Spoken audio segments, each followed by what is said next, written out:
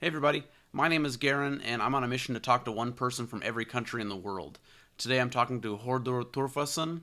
I think that he would be reluctant to call himself a leader, but he was kind of the figurehead, the guy out front that was behind the recent revolution in Iceland. And in this interview, we don't talk a ton about Iceland necessarily. You might not learn a lot about the culture there, but I thought it was such a cool opportunity to talk to somebody who was so influential in bringing about change in his country. So it was really awesome to hear his story from his own mouth and just to learn some of the lessons too that he had to share. So in light of all the protests going around the world today, I thought that this might be kind of a cool guy to talk to. So I hope that you enjoy this interview, and here's Hordur.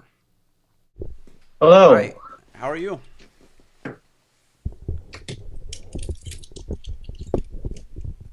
Better this way. Oh, How there are you you? go. How are you today? I'm fine. Bit running around. I just came from the radio. I was performing in the radio. Uh-huh. So Cool. Were you sharing your story, or were you just playing music?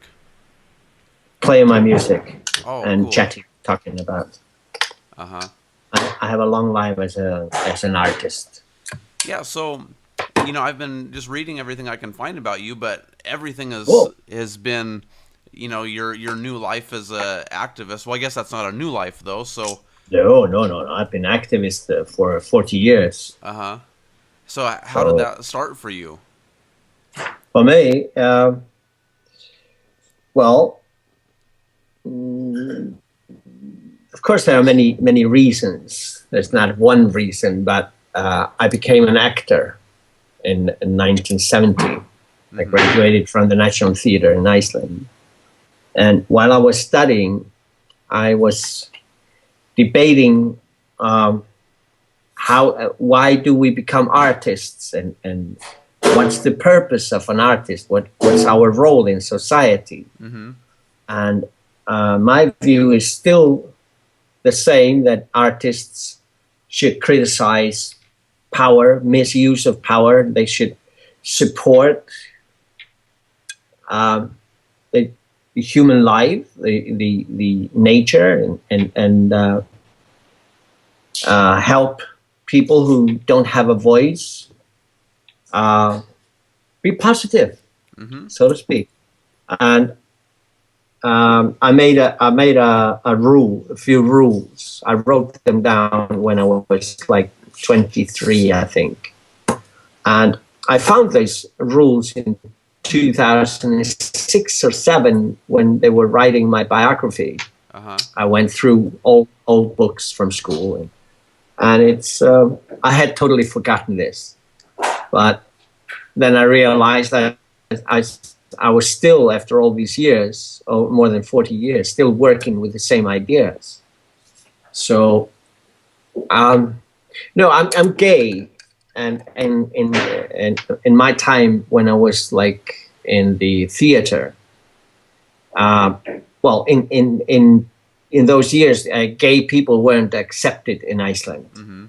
not at all, and I found that very strange, because I don't want to live in a society that says you can be there and you cannot. Yeah. So society embraces everyone, each and everyone. We may not like someone, but there has to be a reason why. And you can debate things, but you cannot exclude people from the society just because. Yeah. And so I was when I was like finishing the last year in the acting school, I got a contract for 2 LPs. That means 24 songs. Mm-hmm. And because I had been playing my song, I was young and blonde and blue-eyed, and it was fun to be alive. It was very easy for me to make songs. Mm-hmm. And I did it for fun. And I have no ambitions in that respect, but I made a lot of songs, funny songs, romantic songs, all kinds of songs, and played for my friends at parties. And It was a bit strange for me because many of the parties, I was invited with a guitar many times. Mm-hmm. And I came to the parties and everybody sat down and started listening. I thought, oh, I'm ruining the parties. But people wanted to listen to my songs. And there was this record company in Iceland. They heard about it. They contacted me and they made me an offer I couldn't refuse. I wasn't really thinking much about it. I just signed the contract. I didn't even think about what it was. Mm-hmm. It's like that in my mind. But they want to record my songs, do an LP, and that was fine. I just did that, fine. And I graduated. I couldn't start doing it until I had graduated. Mm-hmm. So I did it in the summer of 1970. I did my first LP, my first 12 songs, and then I left Iceland. I wanted to go abroad and study political theater, different theater. I came from a very traditional theater, so I was interested in going abroad, and I went to Copenhagen.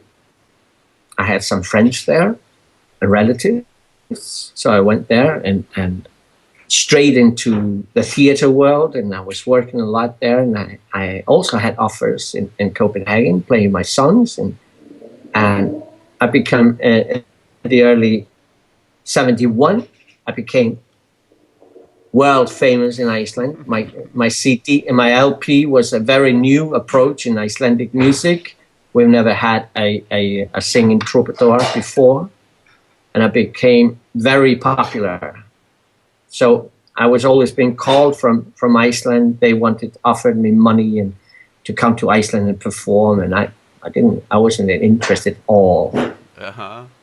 I was just staying in Copenhagen, enjoying life there and in the theater world. But then the record company said, hey, come on, you signed the contract and it says so, and you have to come back and you have to make a new one.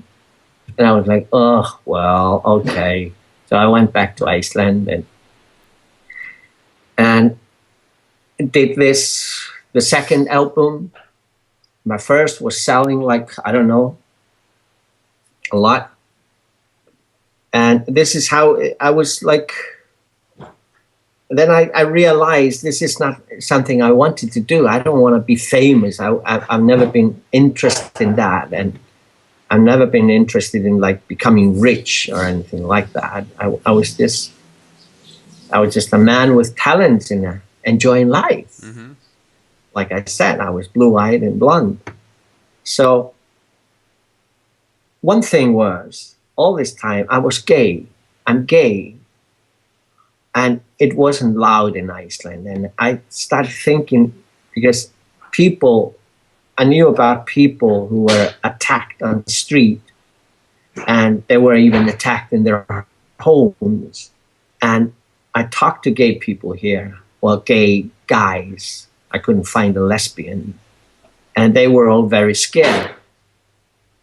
And this was accepted. And to me, this was not a society I wanted to live in. Yeah.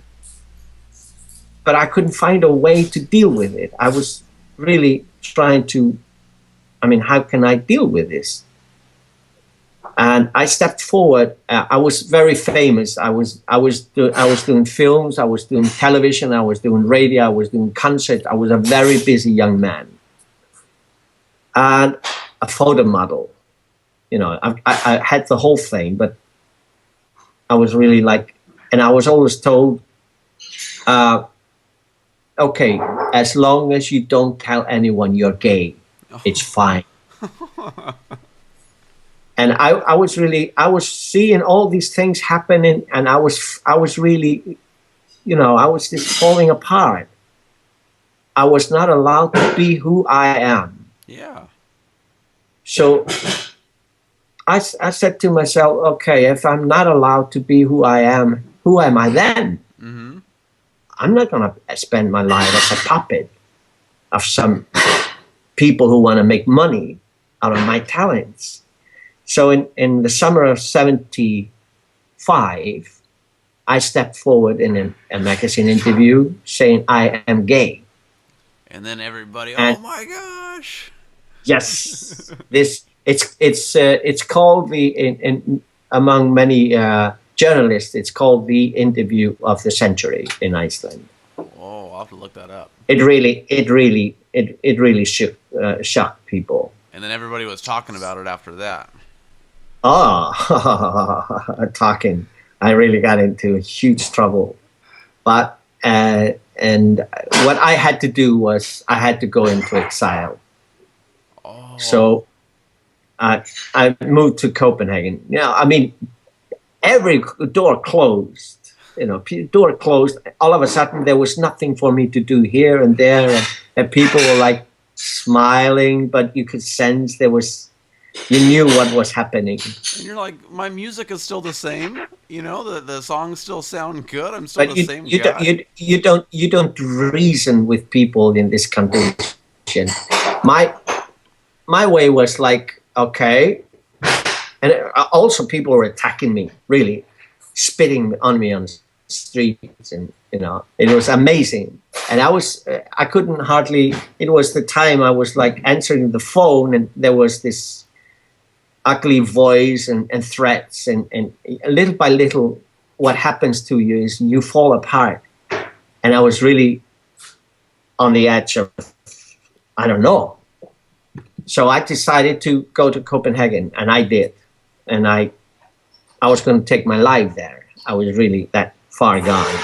And that very second, I said to myself, if I do that, what am I doing? I'm throwing my life away because of stupidity of people. What about my attitude, my views? And that I've written a song about this. And that very moment, I decided, no, I'm not going to kill myself. I am going back to Iceland, and I'm going to talk to these people. But how do I do it? No, I was angry, yes. But how do you deal with this?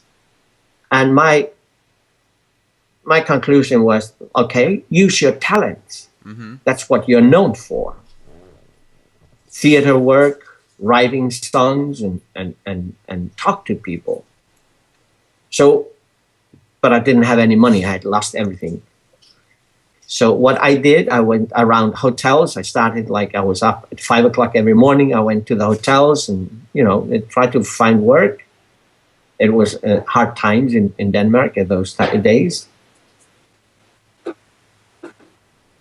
Very hard to find job, but I took it as a job to find a job. And I found jobs, and I saved money for a ticket back to Iceland, and some extra money to hire some places to rent houses to do concerts. And I flew back, and I started traveling around the country on my thumb, on buses and things like that. And I hired places to do concerts, but nobody came. Except there was always the janitor. There were always the janitor. They had to be there. So what I did, I talked to these people who were the janitors who were looking after the houses. I told them stories, sang a few songs for them, and I spent half an hour, talking to these people. And they said in the end, look, I'm not going to charge you for the house. Just go on. It was a nice spending time with you. And I just moved on the first year like this. And I was very the radio had stopped playing my music at the same time. But, okay, this was the first year, and I was working for amateur theaters because I had proven myself to be a good director and responsible person. So they liked my work, and I got money from them. And then I went back to Denmark.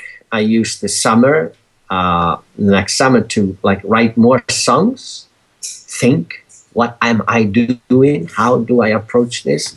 And my conclusion was never to preach, never talk about, just everybody knew I was gay. So what am I fighting? Prejudice? It's not what, sometimes it's not what you say, but the way you behave. Mm-hmm. So I was always very properly, clean, sober, you know, dressed well, or, proven talents. That was my aim. And I heard many times people saying to me, like, you are very different from what I thought you were. And that told me, well, I'm getting there. And the second year I was there, I went to the same places. And to my surprise, I began to learn there. The janitors met up either with family and friends, both sometimes, because they liked what I was doing. Mm-hmm. And then this is how it began, year after year. Sometimes twice a year I went around the island. And little by little, people began to understand that I was not this terrible sexual maniac who was attacking everything that moved. And I wasn't the ugly person or the ugly man, old man, that the myth about homosexual people were terrible. Mm-hmm. And I was proving them wrong just by being there. And plus, I was telling them stories, I was performing, and they liked it. And little by little, also, the teachers came at the end of concerts saying, could I talk to you? Yes, fine. And then they were like, look, I have a student who is homosexual. What can I do? So little by little, this was my work for decades. And then in 77, that winter, 77, 78, I decided to try to live in Iceland. I did, to establish a gay organization. That was a bit of a job, because gay people were scared and they did not understand the value of being political, like working systematically for our rights. So I was here in September, and I worked on the whole winter trying to talk to people here. It took some time, but finally in May 78, May, I managed to get a few gay people together and establish a gay organization. And it's still here. It's gained respect today. And so that was really my way of working. This is what I was doing for decades. Mm-hmm. And just trying to help other people if they didn't have the voice or the talent to speak for themselves. Sometimes political refugees. People in trouble. So this is what I've been doing with my life. Yeah, your whole story is grassroots movement. Yes, and what I had to do was working on my own, and people didn't want me around. Mm-hmm. So I tried again and again to go into the professional theater.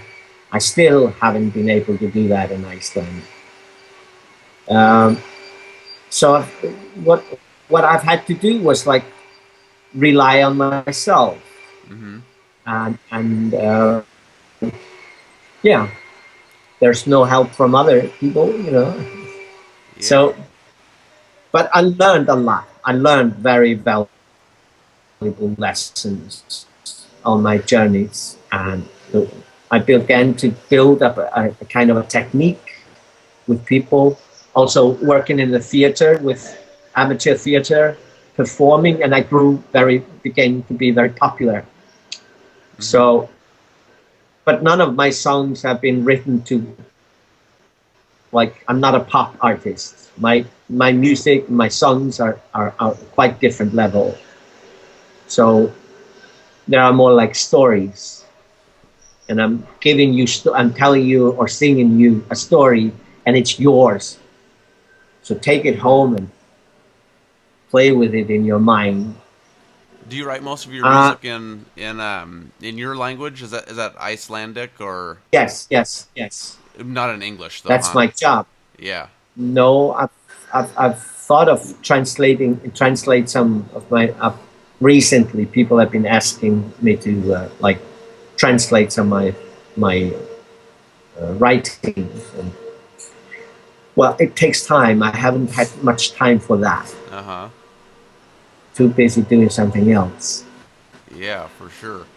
So, Uh, but and that's how most people have, at least where I'm at, have heard of you as from the revolution that happened there, and then now you've been really busy sharing your experiences with that and sharing lessons that you've learned. yes, this is what I've been telling. This is why I'm telling you this background, because this Okay, is I'm trying to really jump too I've far had ahead of the this. story. No, no, no, no. This is because for decades I was just traveling. I was doing music. I was doing theater, talking to people, Mm-hmm. and debating. But I was also becoming a kind of an icon in Iceland. Okay. And in 2008, the gay movement and the gay people in Iceland, we were accepted legally, and that's early year 2008. So I said to myself, now I'm out of work. And then, but just think about that. It was in the late '70s that you started your organization, and it wasn't until the It late, takes time. This takes ooh, time to change long time. society. Yes, to reason with people, to get people to change, and to present something everybody has thought of as a very bad thing, but to prove to them this is not bad. This is just, what do you say, prejudice. Mm-hmm. And well, it took those times, and little. I was alone in the beginning, but from '78 and especially from like '82, a lot of people just woke up, gay people, and came into the gay organization, and a lot of talented people, very hardworking people, and everybody was like, yeah, let's do it. And very hard, very interesting and clever people. So I wasn't alone. So Mm-hmm. when I found, it was all right being alone in the beginning, but when all the others joined in, I stepped back because I don't want to be a front figure. That wasn't my interest. So in 2008, all these things were happening, and in the summer of, I think it was like in June, late June or July, early July, there was a young man from Kenya uh, who sought for a political asylum in Iceland, along with his wife and a newborn baby. His name is Paul Ramses. And I read in the paper the police, they just knocked on his door one night, showed him a letter in Icelandic. He didn't understand Icelandic. They said something to him in Icelandic and just took him away and put him on a plane. Then early next morning, sent back to Rome. And I mean, the baby was 3 weeks old. You don't do this to humans. I don't accept this. No. So what I did, I heard of a demonstration.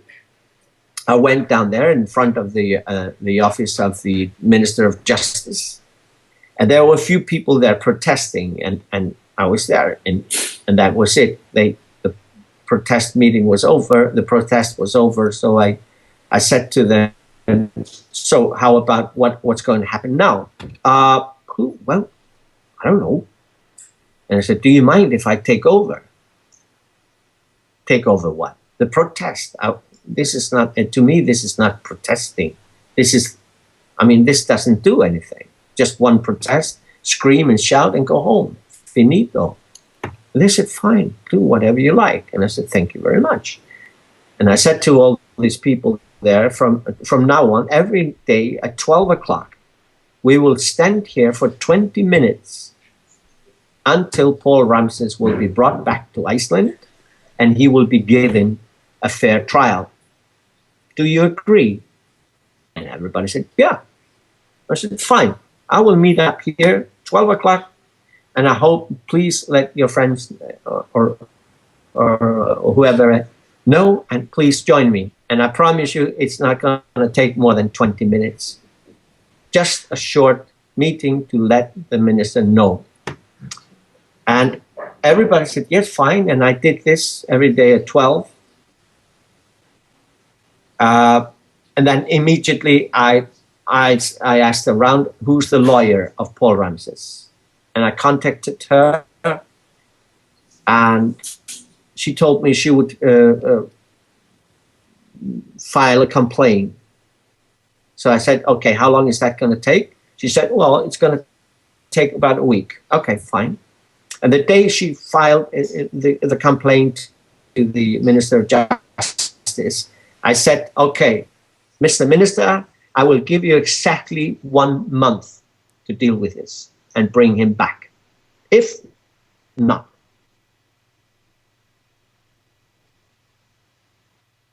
I promise you, I will meet up here at 12 o'clock with far more people." So a month passed, and I met up. Paul Ramses wasn't back in Iceland, so I met up at 12 o'clock that very day, exactly 1 month later. And a lot of people, like 200-300 people with me, and we had a meeting there. We protested and we demanded Paul Ramses to be brought back. Then the assistant of the Minister of Justice came out and said, "Look, Hordur, you don't have to do this. The minister has said in public that he will deal with this I think in August or something." It was in August. And I said "Yes, that's very true. I've heard about this. I read about it in the papers. But I know politicians." He said August, but he did not say which year. "So I'm going to be here every single day, and believe me, I will get more and more people." Mm-hmm. I think this was on Thursday, and there were more and more people coming, more and more speeches, and the media was there. So on Tuesday, the announcement came from the Minister of Justice saying Paul Ramses will be brought back to Iceland. Oh, okay. And he was brought back. And that very same night, he was brought back to Iceland.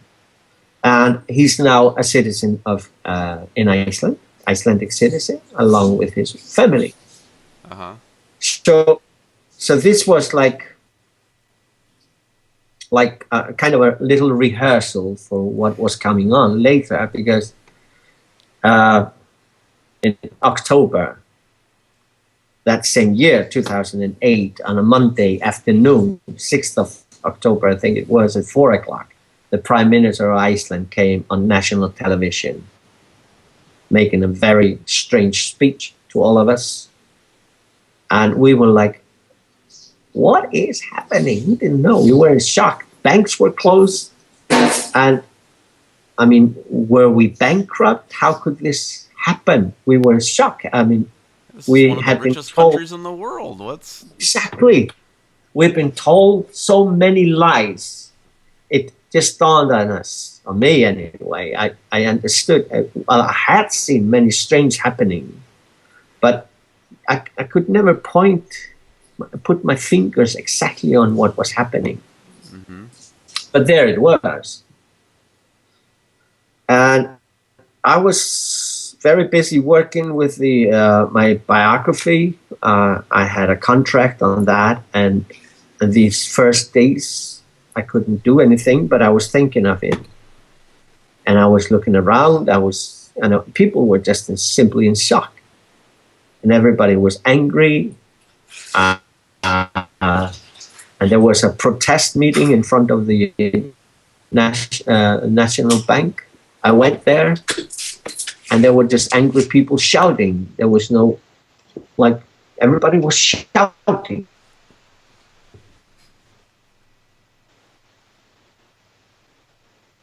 Either they hated the board of the National Bank, or they were shouting they had lost money, and it was a chaos in a way.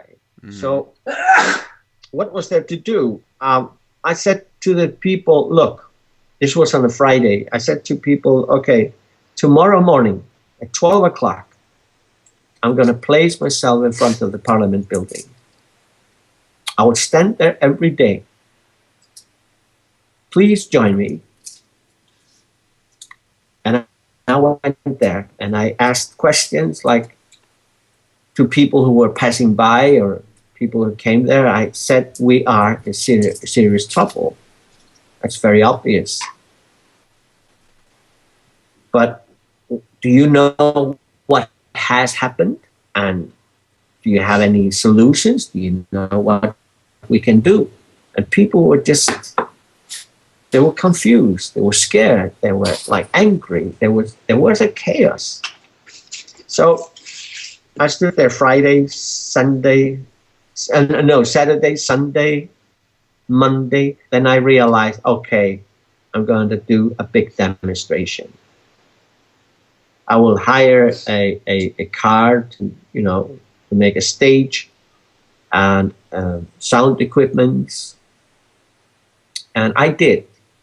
And the most important thing for me was to find especially young people who were good with computers. Mm-hmm. Because to me, that's the most vital weapon, if we can use that word. But it's to let people know. Through my homepage, many people got upset with me because they were there, they were subscribing or coming into my homepage for me as a musician or a poet, and they got upset that I was interfering in politics. And I said, look, I've been doing that all my life. Mm-hmm. All my songs are related to politics. I don't understand. I don't think there's anyone who's not interested in politics, because politics is about our life. Exactly. You can't be a musician and an artist and not talk about life and have it bleed over into reality. Exactly. But people got upset with me for that. But anyway, I managed to get this first meeting. And based on all my experience, I knew many things that were very vital in this. One thing was, like I said to the people in the beginning, okay, there were thousands of people met up at the first meeting. And I said to them, look, we are all in this together. So talk to each other. We are all scared. We are very confused. And our way to find out about that is talk to the next person, to your right or left or wherever. Share your worries, number one. And let's do it peacefully, because let's behave like we want our society to be. No violence. Use reasons. Let's use our brains. Do you agree? And the thousands said yes. And I'll always ask people, do you agree? It's very important to me, like talking to the people. Mm-hmm. And then in the end, I said to them, do you want another meeting a week from now? This very same spot, same time. And thousands said yes. And I said, fine, so let's do it. But you have to help me. I have a plastic bucket here, so let's pass it around, put some money in it. Doesn't have to be much. It costs money to rent all these things. And I need some people to help me doing this and that, computers, whatever. And from that moment, my telephones did not stop. I really had to stop them disconnect them at night and put them on in the mornings. I had the feeling that the whole nation was ready to help me, assist me, and a lot of people were there. And also, what was very important was to know, what do we want? I mean, we can stand there, be angry, and shout and scream, but that's not enough to me. So I went around. I kept a diary on these meetings, and in the very first meetings, I was writing down thoughts about what we could do. And one of them, there were like claims. One was like making the claim the government should resign. They had, after all, fooled us for years and lied to us deliberately. Mm-hmm. And they were very corrupt. So, and also the board of the National Bank should resign. And later on, I added to like the board of the Money Supervisory Authority should resign as well. I spent like 2-3 weeks walking around, talking to people, asking them, what do we want? What about these claims? What do you think? And so I put these 3 demands on, started doing that on the meetings. I asked people these 3, do you agree on this? And thousands of people said yes. Mm-hmm. So it became our demand. And this is the way I had learned to talk to people and drag them into. So I wasn't just standing there saying, do this and that. Yeah, like you said, you're not the guy on the top, but everybody is in agreement, and it's about all of you.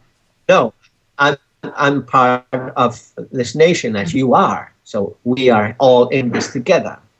So, and then I started like checking out people, because you have to be very careful. There are people who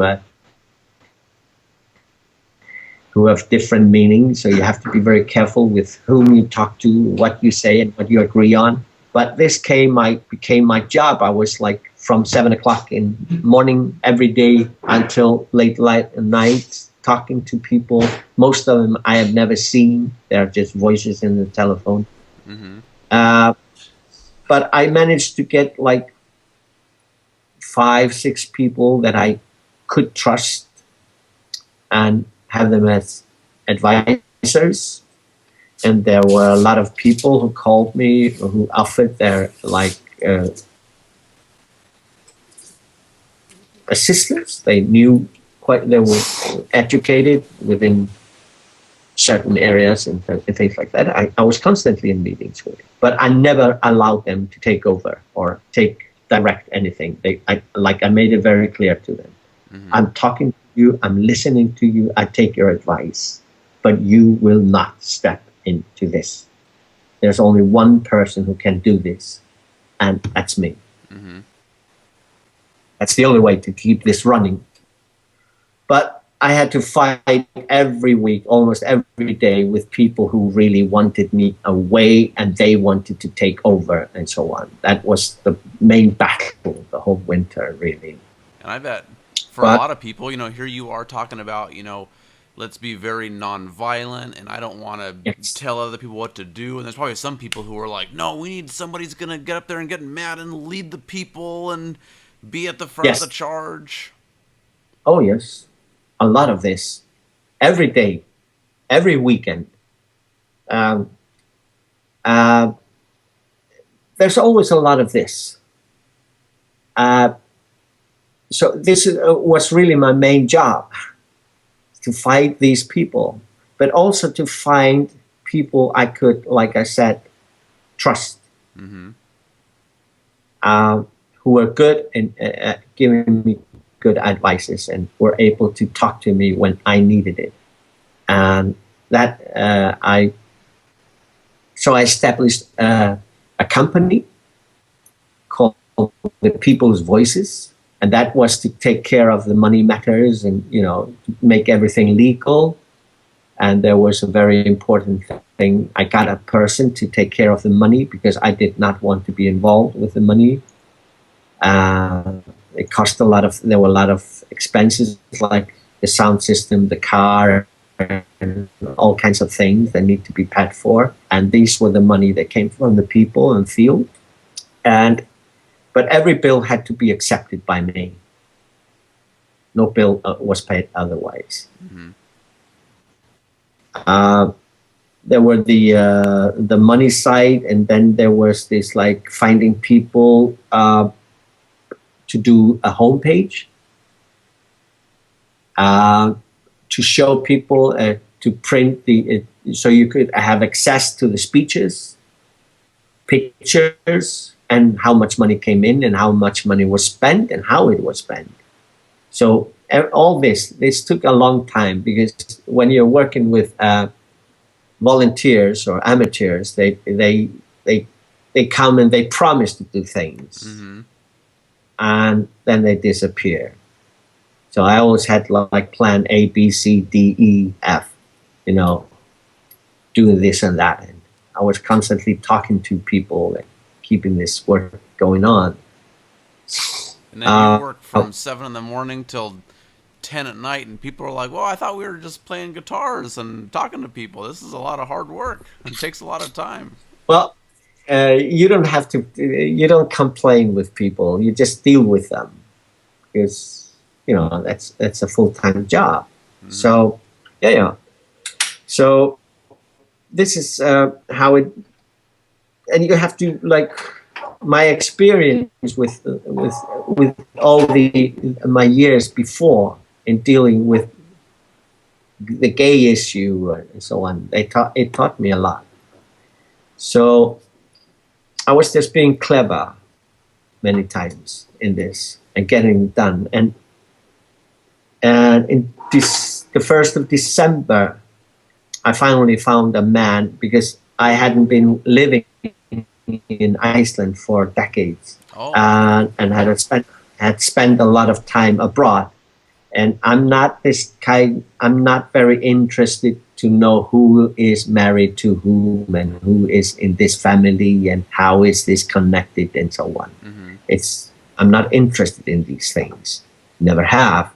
So what I needed was to find a person who was like, who knew Icelandic society very well. Mm-hmm. And 1st of December, I found a person, a very clever man.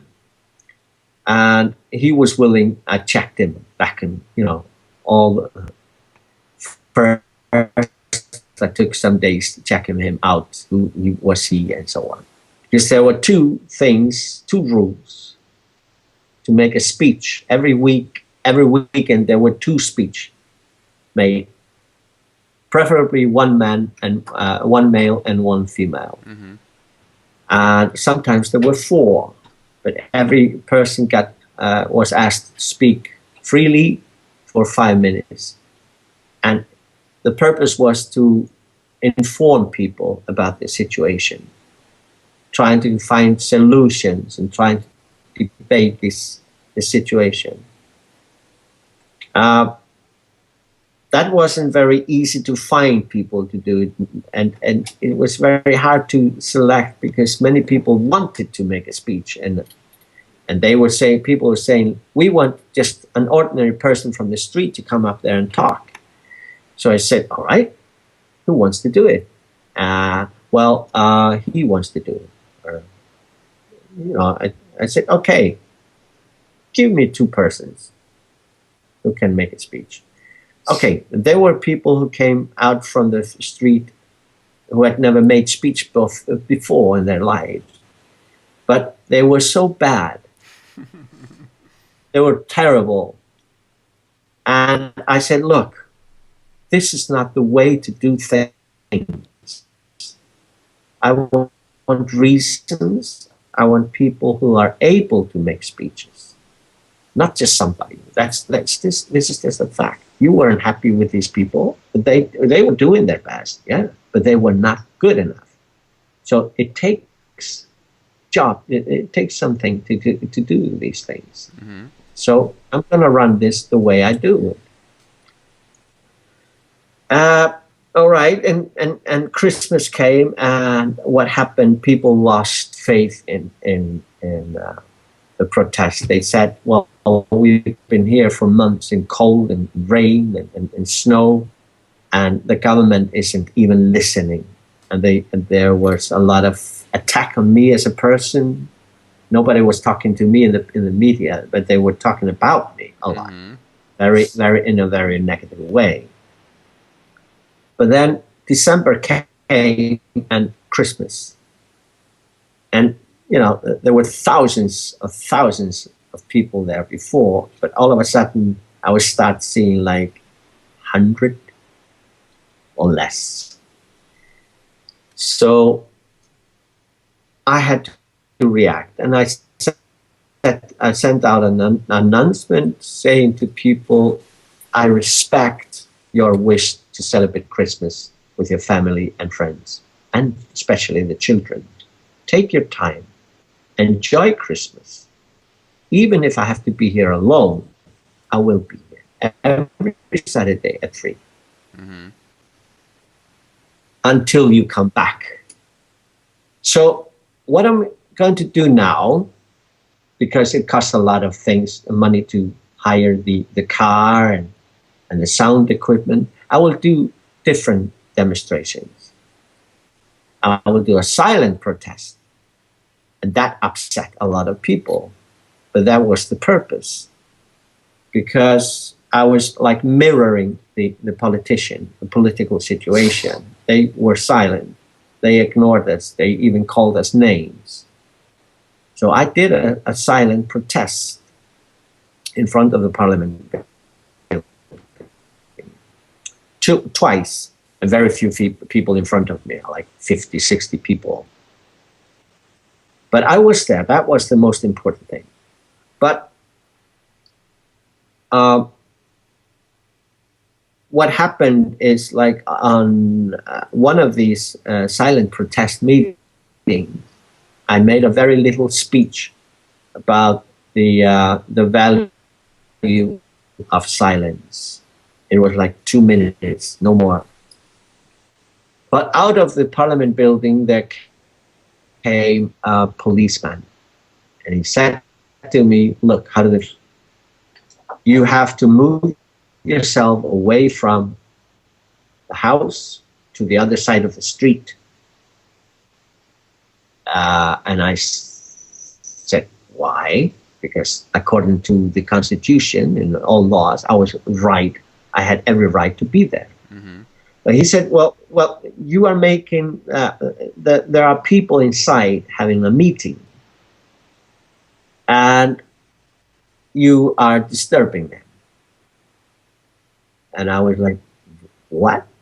I spoke for 2 minutes and we were silent other than that. Yeah, I didn't speak very loud. And the walls of the house, when you look at it, it's made of stones, thick stones.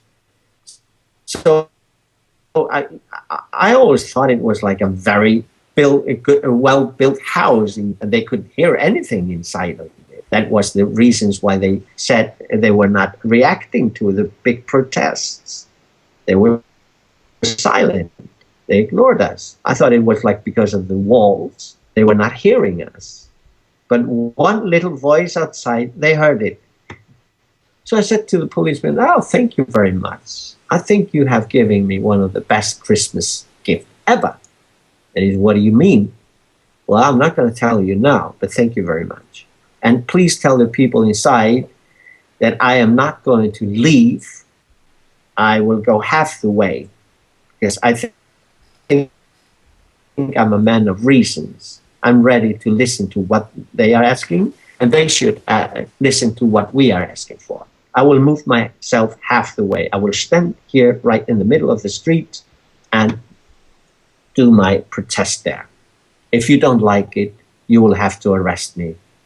And I don't think that's a very good idea. And he just went away, didn't come back. But what I did was like starting saying to people this idea I got when I spoke to the policeman was getting everyone to surround the parliament building on the day when the parliament member came back from holidays, Christmas holidays. And I started to like say to people, well, some things is going to happen now. And people were saying, what? What's going to happen? And I said, well, I'll tell you later. I was creating interest, tension. So everybody was going around, what does he mean? What do you mean? And even the National Theatre and the National Television, a very popular program on Sundays afternoon, political debating program, they asked me to meet up there. And they wanted to know what's going to happen, what is happening. I mean, is there any use of like standing there protesting? And I looked at them and I said, look, so far we have been practicing. And he said, what? And I said, well, so far we've been practicing. There are things going to happen. And he didn't understand it.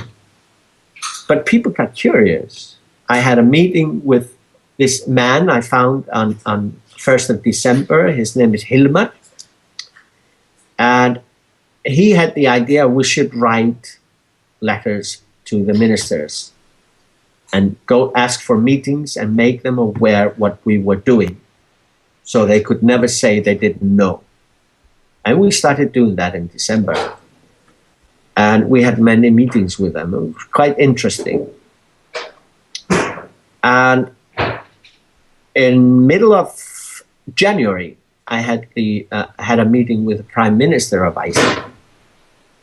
And I warned him. I said to him, look, there are things going to happen now if you don't do anything. If you're going to be silent and things like that. And he was he didn't understand what I was talking about.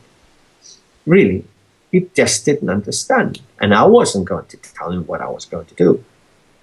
I just warned him. And on January, I think it was January 21st, on the 17th, on the meeting on 17th of January, I said finally to people, look, this is what we are going to do. You should polish your pots and pans, take your instruments, heat up your voice, warm up your voices, and let's meet here on Tuesday at 1 o'clock, surround the Parliament building and make them hear us. I was expecting maybe 1,000 people or something. But there were a lot more people. And it was doing fine. We met up there at 1 o'clock and everything was going well until later in the day, the police attacked us. Then things really went out of hand. Upset people, broken bones and things like that. You know, when the police starts working with their shields and all that. And that upset people, a lot of people, of course. And it really got people upset and angry. And they had every right to do that because the police was really, it wasn't a clever move. But we were there until midnight. And people met up with drums and, you know, empty barrels, and we were making a lot of noise. And bonfire, and you know, it was fun. We were just protesting, telling them resign. And at midnight, everybody went home. The day after, we were there again in the morning. And there were more and more people coming. This went on Tuesday, Wednesday, Thursday, Friday. And the biggest protest meeting ever was on Saturday. How many people were there? I don't know. There were thousands and thousands and thousands. On Thursday night, there were some people coming from the pubs. When I had asked people, we were agreeing. I always ask people, let's do this peacefully. Do you agree? And yes. And people understood that. And everybody was very silent and peaceful. And I said, don't litter the streets. And you could see after big meetings of thousands of people, you couldn't see anything on the street. It was very clean. So people were behaving very well. But on Thursday night, there were some people having fun coming from the pubs. They had not, I doubt that these people had been in the protest meetings. But what they did was they attacked a police guard in front of the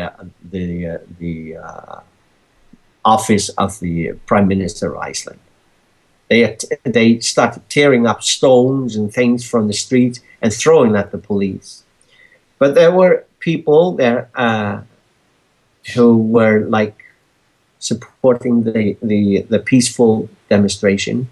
And the beautiful thing of it, they made a wall in front of the police, saying to the, yes, very cool.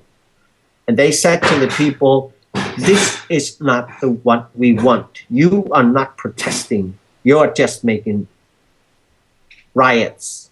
And we will not accept this. And the morning after, very early, I had the first phone call. I was just connecting the telephone rang. And there were angry people accusing me of like riots and attacking the police and using violence. And I was really, what's happening? So what I did, I called the national radio. And I said to them, I have to get into the news at noon. The very important news of the day is always at 12:20 in Iceland.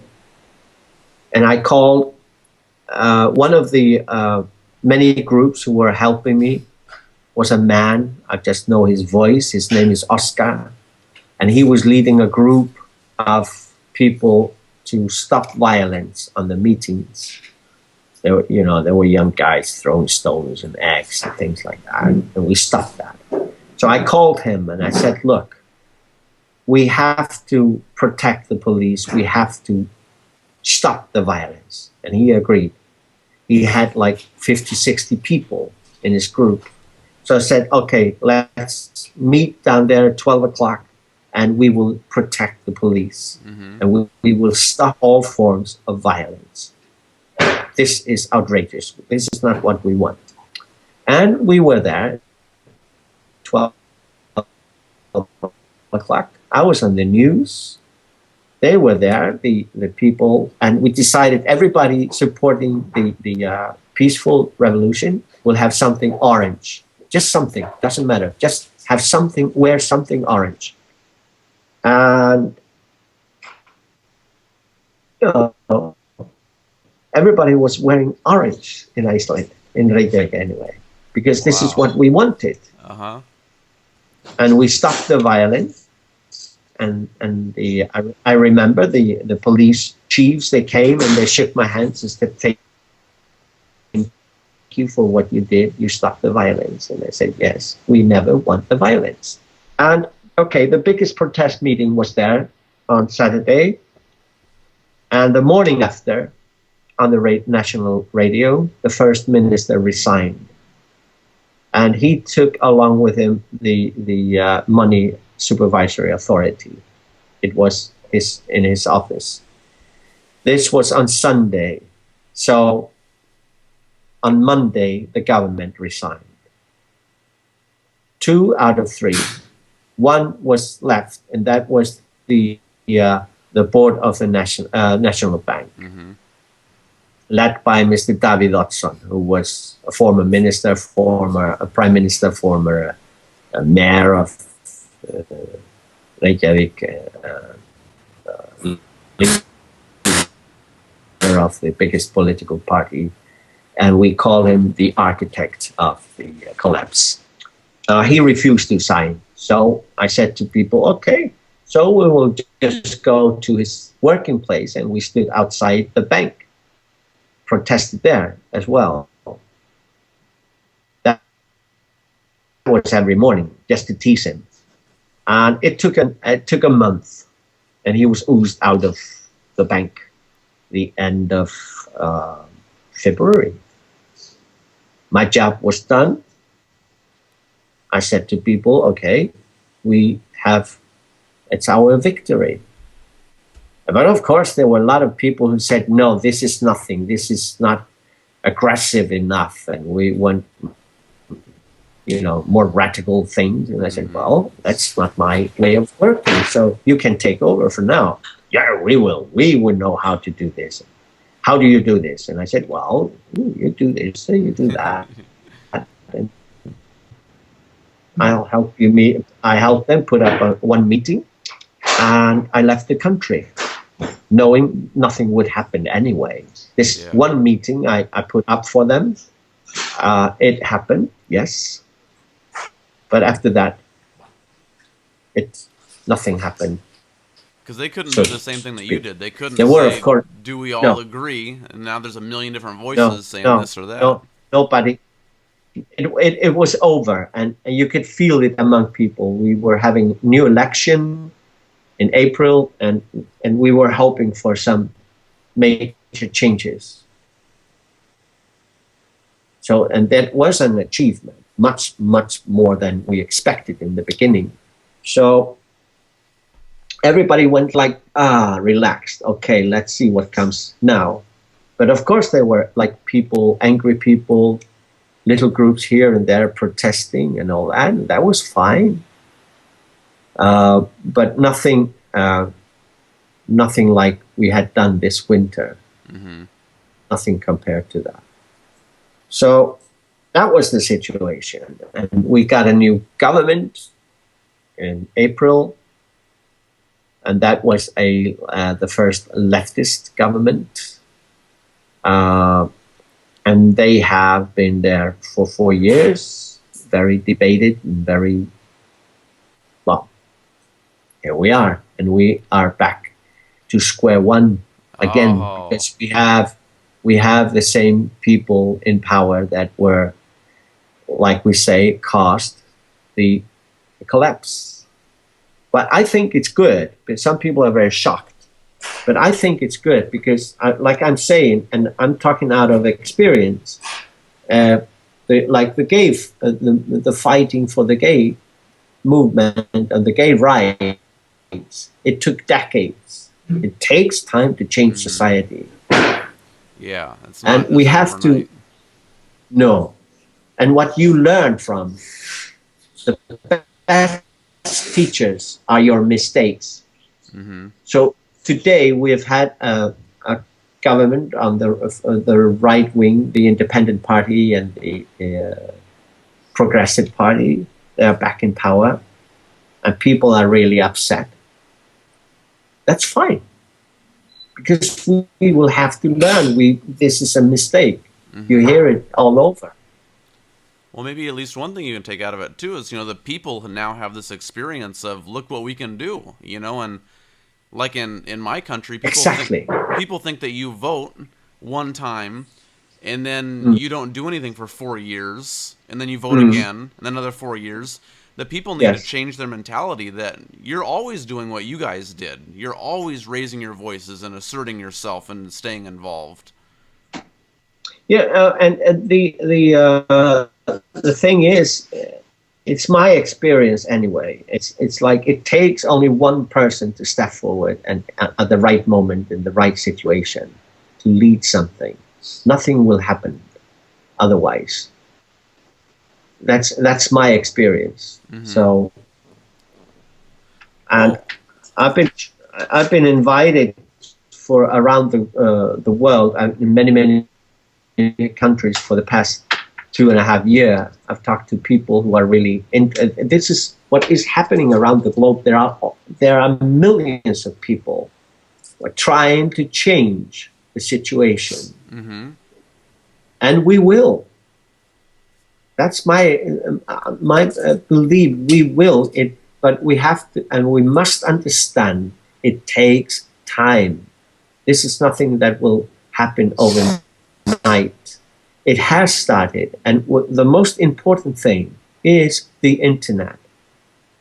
I'm talking every week, every day to people around the globe. They are working on something unique. I was talking to a group of 17 people yesterday, people in Copenhagen. They are working on to improve our way to communicate through the internet, to share our ideas. This is what is so important. And by this way, we will achieve things. And it's so important to like share these experience. Mm-hmm. Yeah, for sure. And this has started. It's going on all over. I'm talking to a lot of Americans, a lot of organizations in America. The only things that stops us a little bit or slows us down is the time difference. Mm-hmm. Yeah, it's a big difference between us. Sometimes I'm going to sleep when they are waking up. Yes, Yeah. but we manage to talk together and write emails and share. Of course, it's more effective when I meet up and I talk to people and I'm there and talking to them, you know, and teaching them, sharing my experience and asking answering questions. Mm-hmm. That's very important. It's not, you cannot do all of this through the internet, but a lot of work through the internet, through Skype and so on. So we are living in very exciting times. For sure. You know, there is a revolution going on around the globe. It hasn't stopped, not at all. No, it's It's getting stronger day by day. You're a part of it. I'm a part of it. Why? Because we want a better world. Mm-hmm. And we don't want to see people starving, dying all over the globe, and see a little percent of the human race getting richer and richer just because they want to get rich. It's not a fair. People are always talking about, like, we are earning so and so much, and we're always hearing this. The leaders of our nations, they are talking, oh, our profits and so. But do you ever hear them talking about how to share it? No. This has to change. Mm-hmm. And all this war and killing people like Americans worldwide, they are invading countries and cultures, and they are killing people by millions. Why? This is something. This is the power, yes, and this is what we are dealing with. Mm-hmm. Exactly, and that's why And this is what you hear. I was just going to say, as an American, that's why it's so such a pressing issue for me. Is just because, like you said, you know, there's all of these things going on in the world. But I feel like uniquely for me, maybe something that sets me apart a little bit is that it's being done in my name. You know, that's my tax dollars doing it. And the country that I love, that I think should have such a high standard, high ideals, we're stooping to this level. And I can't tolerate that that's being done in my name. How many songs have been written not in my name around the globe? There are many. Mm-hmm. I wrote one of them. This is what we are dealing with. And this is what we are saying to the politicians. You have to gain our trust, because that's what you have lost. We need politicians, yes, but you have to like separate the big corporations. You are working for us. We go into voting you to work for us, the people, not the big corporations. And you are not supposed to be on their payroll. We are paying you to work for us, not to be on the payroll of the big companies. When you mix, like, I mean, the free market, fine, but you're not supposed to be a parliament member and run a big company. That's very clear, because why? What do? You are you are changing the law in favor of your company. Mm-hmm. Yeah, This just is what common we have sense. been seeing. It's a common sense, exactly, and this is what has gone skewed astray in our politics. Not just in America, not just in Iceland. It's all over. Mm-hmm. I read a really good article And this about is this. what we are trying to make the politicians fun. Yeah, I read a This really good has to be article very about this clear. just yesterday. They were saying how, especially in America, we're so proud of being a capitalist nation, and people say, Yes. well, there's nothing wrong with being rich. And the guy who wrote the article said, of course, there's nothing wrong with being rich, but No. if you are poor and you go into office, you should leave the office poor. If you go in rich, you should leave rich. But nobody should ever be poor, go into office, and then leave rich. That should be No. such a huge red flag for us. But we just go, well, it's the capitalist way. That's good for him. Mm. No. No. I got nothing against people being rich. That's not the point. Mm-mm. Yeah, that's not why you serve. No. Exactly. And I like to see the wealth of the nations being used to help other people. Yeah, of But of course. course, we are what, 7 billions today? How many Mm-hmm. people live on Earth?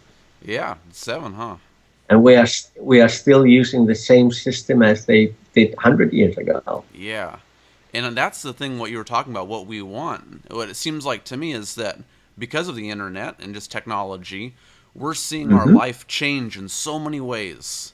And our life's getting Exactly. better. I could never talk to somebody from Iceland from my own living room, but now we Mm. can. But Yes. there's still these monumental things that haven't changed. Just like you said, the fact that a small group of people make decisions for the rest of us. So we're Yeah. saying, look, we have iPhones in our pockets, but why do we still let these, kings and emperors rule our lives and tell us what to do? Well, tradition is a part of our culture, yes, but we have to change things. It's obvious we are in trouble. We are in serious trouble as Mm-hmm. the race. Exactly. So, And that's why, like you said, so if we are allowing this, no, if we are allowing these few people just to be greedy, to me, I want to put greed on a list of sickness. It's a serious sickness, mm-hmm. really. Some people, they get so greedy, they don't know how to stop. Nothing stops them. Mm-hmm. And we allow this? We have to find a way to stop this. Yeah. A reasonable way. Just last night, I was talking with my friends about how you read through history about different figures who were greedy in the biggest sense of the word. Kings who just wanted to take over territory, or monarchs who wanted the whole treasury for themselves. Mm-hmm. And we think that there's some kind of like magical date in history where that stopped, where now we're reasonable, and that those things can't happen today. That's in the history books. But it's the same thing as ever. The people who have that power, they don't give it up, and we don't realize that it's still an issue today. So, there are a lot of things to deal with. Yeah. And that's why it's so interesting hearing your story, because man, I don't think that people in America realize. I mean, a lot of people do, but we haven't had that moment that you had yet. You had that moment where it dawned on you and you went, oh, they were lying to us. Mhm. And a lot of people in America have had that, but to a bigger extent. You know, that it wasn't dawning on them. It's obvious to us. You know, this is an entire system that is so, you know, built on lies and deception. But most of the people haven't gotten there yet. Most people are like what you were saying about how you believe that you are the richest country in the world. Most Americans say we're the richest country, we're the most free, we have the most liberty, and we're this, you know, beacon of democracy around the world. And that moment hasn't come yet. I don't know what it's going to take for people to realize that that's not the case anymore. Well, it will dawn on them one day, but when, I don't know. We don't know. This is Uh-huh. what we have to face and live with. It takes time. And It that's, really takes time. I believe you, but it's hard for me to accept that. I want things to Yes, I happen know, now. and I know. The thing is to be ready when the opportunity comes. What I've been asked a lot about uh, on my trips is like people say, okay, you were only dealing with 320,000 people, and I said, no, I wasn't dealing with any numbers. I was just there. I wasn't dealing with each and every Icelander. I never thought of it. I was thinking and concentrating on what I was doing there and then. Mm-hmm. And I never changed it, not for a second. I never gave in. That's why it succeeded. But, and then people are saying, look, I come from a country with 60 million people or 80 million people or whatever the number is. 310. Yeah. Well, don't think of that. Start in your own city. In bigger societies, I was this in Beijing. Okay, I was calling friends around the city, around the country, to like, how about you doing the same on Saturdays at 3 o'clock, and so we can make a circle around the island. And many had started doing that. But just concentrate on your city, your Mm-hmm. community. Believe me, when people and if you succeed, and other people see this, they think, okay, he did it, why can't I? But you cannot like step up in America, for example, 20 million, Mm-hmm. and try to influence the whole population. You cannot do it. Just do it in your community. That's good That's a advice. start. It's a good start. That's inspiring to me, you You know, know, because a lot of times I look at how big these issues are and I go, oh man, I'm just one yeah. guy, you know, from Portland, That Oregon. But if and then you give up the very moment you realize that. But it's also, I had a debate with people in Spain, people from South America, uh, especially one man who was telling me that I was just a sissy. And I said, well, okay, you can call me sissy if you like. You're just using words. Yes, I'm using words and reasons. Yes, organization, I'm organizing. And I'm doing. Yes, it's just a sissy. You should be in South America when in the wars, and I couldn't get through the village, my home village, because of dead bodies. And I said, well, if you compare those things, the tragedy in your country, wherever that is, I know about these things just as news from abroad. I haven't been there, but what I see through history is like one person gets the power and he uses weapons and the army and so on. And then the next one comes with stronger arms and takes over and kills a lot of people. And this continues always. There's no change in it. What we did in Iceland was we stood up as ordinary citizens. And we used reasons and no violence because we don't want to live in violent society. Mm-hmm. We use reasons. Yeah, and it's the will of the And that's people. the huge. And so you are allowed to call me sissy if that is what you want. But we got results Mm-hmm. that you really want in your country. Yeah. So And people need to start realizing that, yeah, that's not the sissy way. That's what gets the results. Just like last night, we had a big music festival in my city. It was mhm. blues music. So Okay. there's tens of thousands of people downtown, and we were Mhm. watching this band, and it was so neat. Here's just six guys, I think it was, just playing the music and just talking. And obviously, it wasn't a political thing, but still, there was tens of thousands of people who were dancing and were smiling and having a good time.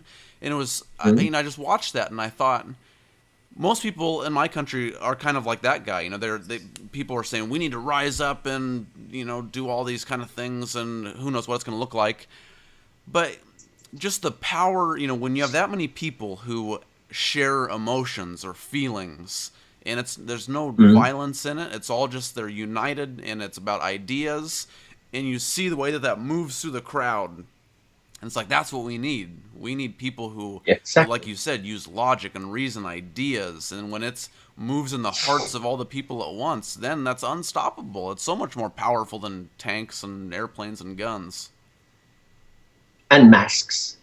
Mm-hmm. This is what I was doing a lot of dealing with a lot of groups here. They wanted to like hide their faces, and I said, look, what are you fighting for if you're afraid to show your face? Mm-hmm. We are fighting for our freedom, our life, and we have faces. Yeah. In culture where you use violence, like let's say bank robbers,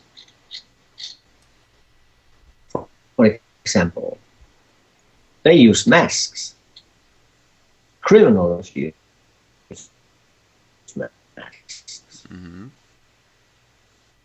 Of course, there are some criminals who don't use masks. They just buy very expensive suits and they take over your banks and they empty them. That's a Yeah. different thing. But please don't use masks in our demonstrations. And I said to people, do you agree? And everybody said yes. There was this minor groups who wanted to use masks, but I said no. I don't agree on that. Well, you have the most You have visible nothing face out to of your crowd. hide, You didn't no hide your reason to hide face. your face. Hmm? No. And this is what you really have to tell when you're like in front of people. You have to tell them what needs to be done. And when you make a suggestion, very reasonable suggestions, and you ask them, do you agree? And they say yes. You know, on beforehand, you know they will say that. Yes, that's what we are doing. And that's how you get people to like accept it among themselves, and they stop it among themselves because it's a huge crowd. You cannot talk to each and every one of them. So no violence is what the majority of people accept. So that becomes the spirit, and everybody agrees on it. And Mm-hmm. like I've said to many people, what's more important, don't forget the artist. Get the musician to work with you, the artists, because the creativity is Mm-hmm. very important. And I saw that like on the demonstration, there were some people who were beautiful and like always making new kind of costumes and signs and creativity in protesting. I was very happy many times. Yeah. Humor, very strong thing. Mm-hmm. That's very inspiring to me too. To think about. I tend to bitch about stuff a lot, but it's not just about Mhm. criticizing, but like you said, be part of the society you want to make. So be creative Exactly. and create positive things. And show a Mhm. different alternative. help other people, be friendly, be smiley. Don't beat up people, don't destroy things. Mm-hmm. Use reason and talk to the politicians. They are there. They are working for us. Mm-hmm. If they're not doing their job, we'll fire them and get a new one. Yeah, to remind them what their job is. Exactly. Yeah. Many people have the tendency of like hating politicians, but this is our system. Mm-hmm. It's the way it works. So let's fix the system. Yeah, for sure. Yeah. Well, Hordur, I ended up taking up a lot of your time. We've already been talking for an hour and a half. All right. That's nice. Yeah. Been nice talking to you. I could take up another hour and a half, but I know you have a lot of other people you need to talk to too. Now we're going to have my dinner. And I just soon. want to ask you two more questions really quick. Yes. So Good. the first, we've talked a lot about political things, which, like we said before, I mean, that's so important. It's not a separate subject of our lives. It is our lives. This is the world that we live in. So I've enjoyed asking you questions about that. But I want to know, this is such a huge question, but just share with us a little window into Iceland. What is life like in Iceland, or what's unique about it? What do people who don't know anything about Iceland, what do they need to know? Well, they need to come here. Mm-hmm. It's a small, to me, a quite beautiful landscape and nice little place, very peaceful.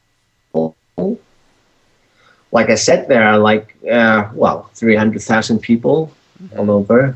Main industry is like fish. Yeah, there's a lot to see. The weather is like, we are like in an island in the middle of the ocean. Mm-hmm. So you should never expect the same weather. It's ever changing. Mm-hmm. It starts with sunshine, then it's rain, and then it's storm, and then it's snow, all in the same day. Crazy. But yeah, it's a bit crazy in this, but it's okay. You survive. Yeah, It's part of life. But we have a lot of things. We have geysers, we have glaciers, we have mountains, not very high mountains, but 2,300 meters. That's pretty good. Oh, yeah, it's okay. Volcanoes, fishing boats, and life. I think life is okay here in Iceland. Of course, there are a lot of people in huge debts because of the crash and all that, or the way they invested, and the way because they believe the banks and the politicians. Mm-hmm. But in general, it's quite good to live in Iceland, I think. That sounds nice. Of course, after the revolution, the Cultural Revolution, or after the financial crash, people, the political awareness, everybody talks about politics. Everybody has a meaning of politics, and people are less scared today. Before they were scared of protesting, but today they are not scared of it, and they are. We have Facebook. It's really like everybody's talking about politics. They criticize everything. This is new. It wasn't like this. People are more aware and more willing to do things, and more daring to tell what they think. That's the best sales pitch right there. I'm ready to come hang out with some Icelanders now. That sounds awesome. Yes, it's fun to be part of Iceland today. It's more fun than it used to be for me personally. Yeah, after living in exile for so long. Well, there was a purpose in that. It all prepared you for what you just had to go through. Yes. Cool. So, yeah. Well, my one And last question then that I like to ask everybody, and you might have already given the answer to this, but if you had the opportunity to give one message to everybody in the world, whether it is a political thing or a personal thing or whatever you're convicted by, what message would you share with the world? well, I think my message would be all this interview, honestly, what I've been telling you. Mm-hmm. I, I mean, what I say to people is like, dare to do things. Don't sit around just talking.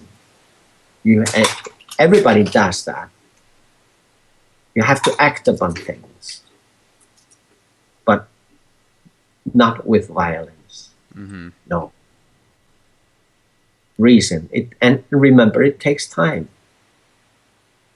Yeah. We don't. It takes time to find the solution, but I mean, that's life. Mm-hmm. That's I'll how it is. reluctantly. Just look at it. Look at the human history. Mm-hmm. All has happened in time, Mm-hmm. and it's always changing. We are just part of it. We come and we go, and do your best while you're here. I'm young and fiery and full of energy, so I will reluctantly take your advice there. I won't be happy about it, but I'll keep it in mind. Your for example, your way of dealing with things is very interesting, and I watched some of your interviews. Oh, thank I you. think it's a very good idea Well, to my thing is share. You just know, like what you were talking about with being a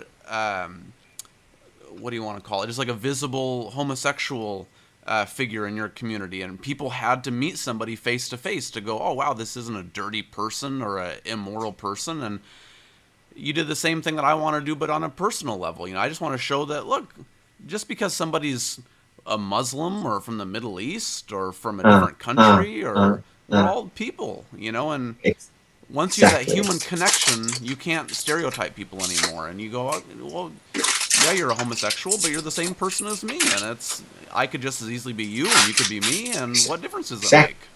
Exactly. This is, to me, it's like most people. Well, in Iceland, they've forgotten that I'm gay.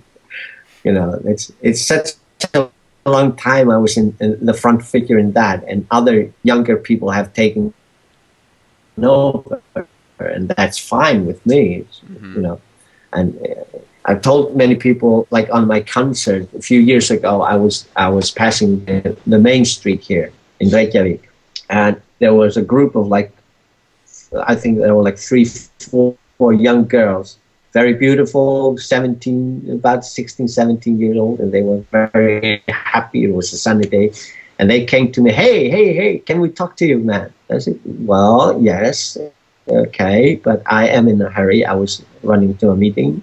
And then, well, we would like to introduce you to something very special. I said, okay, what is that? And they had a leaflet, and they said, this is a gay organization of Iceland.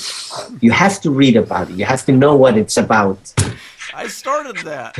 And I was like, I was just laughing, and they just looked at it and said, "Look, you're very beautiful. You're doing a very good job. I'm sorry, I have no time to talk to you. I'm running. I'm late." And I was like, my life has come in a circle. They have no idea who I was. That I was the one who was really fought it and almost lost my life. People literally tried to kill me and all that. For all this, you are presenting now. It's a very happy, good thing. This is beautiful. This is what happens. And that's the beauty of life. Yeah. Oh, that's awesome. That's a good story. So, All right. yes. Yeah. Cool. Well, thank you so much for talking to me today. That's how things go. Yeah, for sure. Like you said, just full circle. Yeah. Thank you. Yeah, so thank you so much. I really appreciate you taking the time and sharing those lessons, and it was inspiring to me. So I look Very forward to good. going back and watching this again, and then And moving on from here. Okay. Keep up the good work. You're doing a very beautiful work, I You think. too, Hordur. So let's stay in touch. Yeah, for sure. When I come to Okay. Iceland, I'll let you know. I'll buy you a beer. Okay. Accepted. Cool. Well, Okay. thank you so much. Thank you. All Bye right. bye. Bye bye. So there you have it, Hordur Turfason from Iceland. I hope that you enjoyed that as much as I enjoyed talking to Hordur. You know, it was really inspirational hearing his stories and his lessons, and I think that that's just a good message to take to heart. Like he said, you know, be a part of the change that you want to see. Start living like the society that you want to be a part of, and unfortunately, it just takes a lot of time. But just be diligent, step up, do your part, and keep plugging away at it. So that's what this website's all about, just my small contribution. I hope that you can make a contribution too. And stay tuned next time for more interviews. Thanks.